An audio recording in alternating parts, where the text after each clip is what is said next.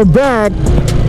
O gagawa lang tayo ng reaction about dun sa taong nagsabi sa akin ng bakit daw hindi ako maghanap ng ibang trabaho, bakit daw ako nagtsatsaga sa delivery.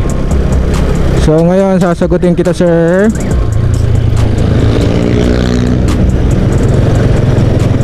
Gusto ko lang sanang sabihin, huwag mo sanang maliitin ang pagiging delivery rider ko, or kahit na hindi ako, yung mga ibang riders na lang. Isipin na lang natin yung mga ibang delivery riders, huwag na lang yung sa side ko. Hanggang ngayon, sir, nagtagal mo na dito. Hindi ko pa rin alam kung bakit napakahalaga ng mga delivery riders ngayong panahon na to. At hindi lang sa panahon na to, dahil mula pa naman noon nagdi-deliver na ako. By the way, itong motor na to is TMX 125 na 26 model 2016. Yan, baha. So bakit ko ba sinabi yung year ng motor ko? Actually 2016 gamit ko na tong TMX Alpha. At wala akong masabi dito, no?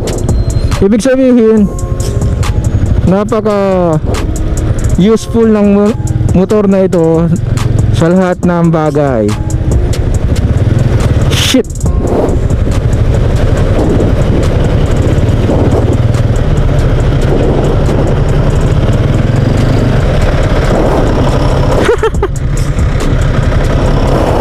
Damn. So, nababad na yung paa. Hindi naman lumubog. So balik tayo sa topic. Dahil ang mga riders natin ay nagsisikap, no? Trabahong marangal yan, kaya huwag nyong maliitin. Dahil lahat tayo nangangailangan ng delivery riders. Kaya huwag nyo sanang maliitin yung mga ganyang bagay, dahil dyan sila masaya, dyan sila kumikita ng marangal. Okay? Lagi mo sanang tandaan yan. Siyempre hindi lang mga delivery riders ang ano dito, lahat ng nagmumotor, no? Mga mayaman nga nagdi-deliver eh. Huwag tayong pasosyal, huwag nang gamitin yung pagiging magandang posisyon nyo kung hindi nyo naman alam ibig sabihin ng posisyon nyo. Huwag na kayo magbitaw ng mga salita na hindi naman ano sa tao. Kala nyo siguro is napakadali ng trabaho ng delivery riders. Diyan po kayo nagkakamali. Dahil sa bawat biyahe ng mga riders, nandyan at nandyan ang disgrasya. Huwag nyo sanang kalimutan na magpasalamat sa kanila. Dahil kung wala sila, walang gagawa ng mga trabaho nyo, gaya na lang ng mga pick up or order or ano, diba? Kung walang mga riders, kayo ang biyabiyahe. Siyempre, anong gagamitin nyo? Kailangan na gumamit kayo ng 4 wheels. Alam nyo naman sa panahon ngayon, ang taas na ng gasolina. Kung walang motor, diba, kayo rin ang kawawa. Tandaan yan. Well, siguro nasabi mo yan dahil hindi ka nagmumotor. Pero once na natry mo ang pagmumotor, masasabi ko sa'yo na napakasarap magmotor. Lalo kung saan saan ka napapadpad. Ayan. Alright, so tuloy na tayo sa Rosales, Pangasinan. Let's go! Alright, good morning! Welcome po ulit sa ating YouTube channel. Kung bago ka lang sa ating channel, please subscribe na at hit ang notification bell para mas updated ka sa ating next video. Shoutout sa lahat ng mga riders, mga delivery riders, basta lahat ng nakamotor, shoutout sa inyo. Dahil tayo ang topic ngayon dito sa araw na to. So bago natin umpisahan, pasok ang intro. Yeah!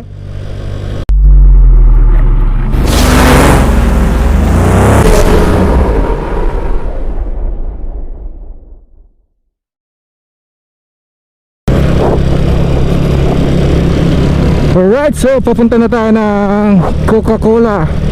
Ay, ito na pala. Nandito na pala tayo. So i-deliver muna natin tong unan bago tayo mag-proceed sa ating topic, okay? Dahil magkikita-kita pa tayo sa Carmen. O, saan na ba yun? Wait lang mga dude, at maghahatid ako. Dito na ata yun. Ito na nga. Alright, so dito na tayo sa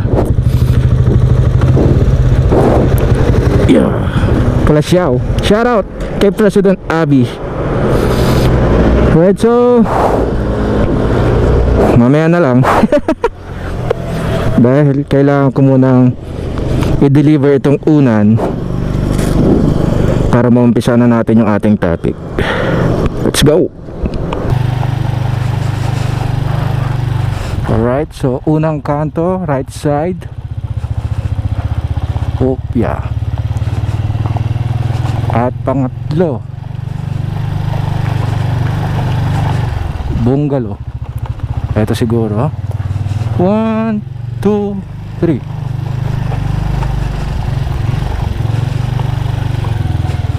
Hindi ko alam saan tayo magtatanong.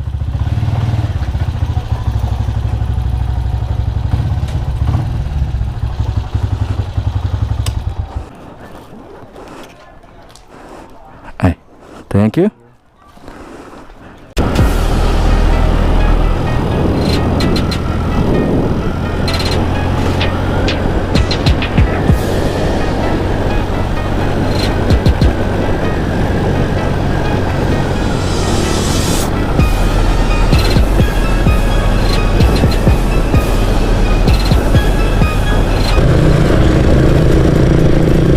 Alright, Villasis. Shoutout sa mga taga Villasis.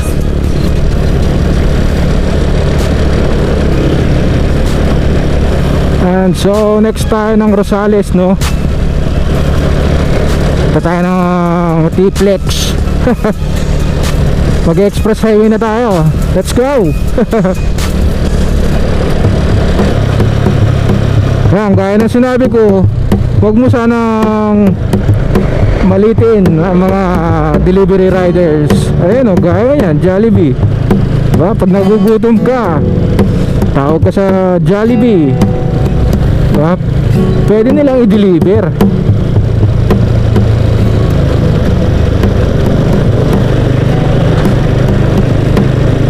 Mga mayayaman nga nagdi-deliver pa eh. Mga naka big bike, di-deliver yung mga yan. Tayo pa kaya na ganito lang? Wag sana tayo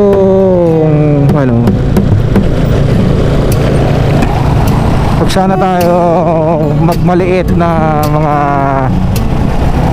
kapwa natin, dahil wala yan sa taas ng iyong pinag-aralan.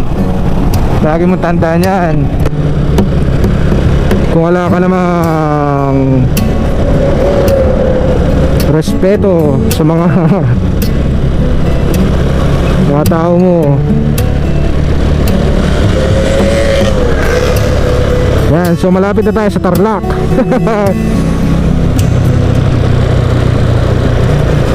Na-miss ko yung customer ko dito ah.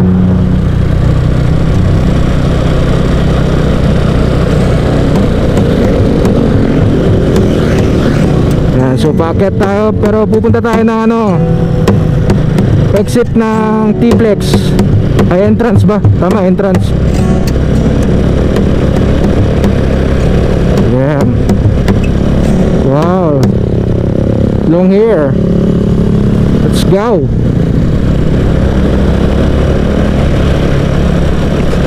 And so going Rosales na tayo.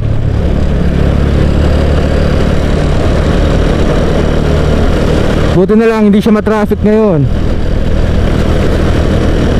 Yan, so tipid-tipid muna tayo ng battery dahil i-deliver pa tayo.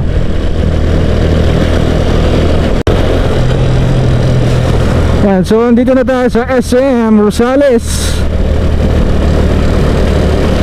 Shoutout sa'yo, Clark.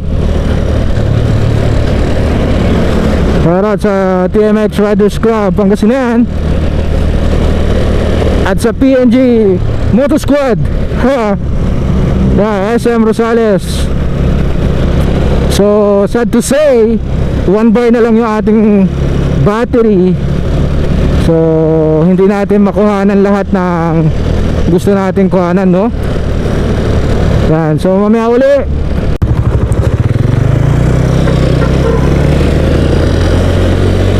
Alright, so nandito na tayo sa T-Flex. Sana meron pa tayong battery, no? Wow, ang ganda pala dito, no?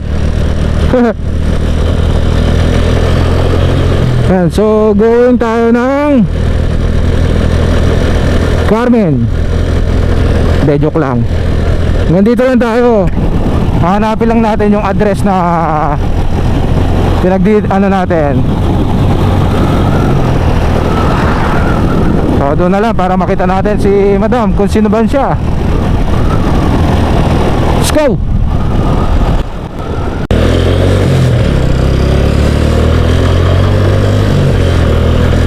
Damn! Angas ng bundok! Alright! Alright, so andito tayo. Rosales pa ata to.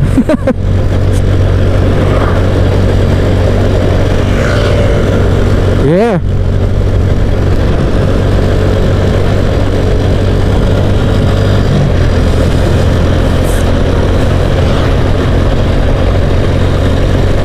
Ang ganda ng bundok. Alright. Shit, kailangan ko mag-relax. Ah!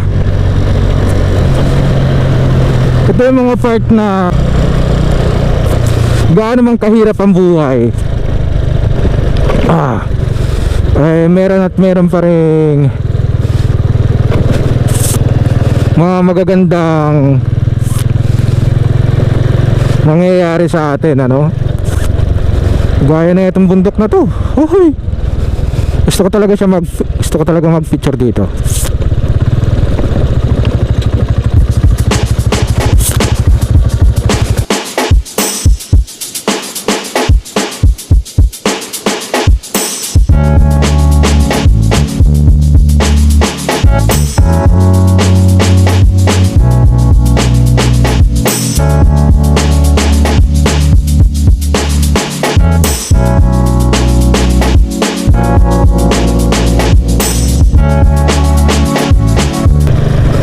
Alright, so tapos na tayo mag-deliver. Ay, actually hindi pa pala. Di pa tayo tapos mag-deliver. Babalik pa tayo ng Dagupan. Pero last na yon. So hindi na natin papakita lahat. So sana nag-enjoy kayo sa ating munting mensahe. Hindi ko man nakuhanan lahat ng mga magagandang tanawin eh. Sana enjoy nyo, no? Right, you know. Yeah. Hindi nakita yung bundok, nasa likod. So yun na pala about T-Flex. Yan, going Carmen. So pinalis na yung mga nagbabike.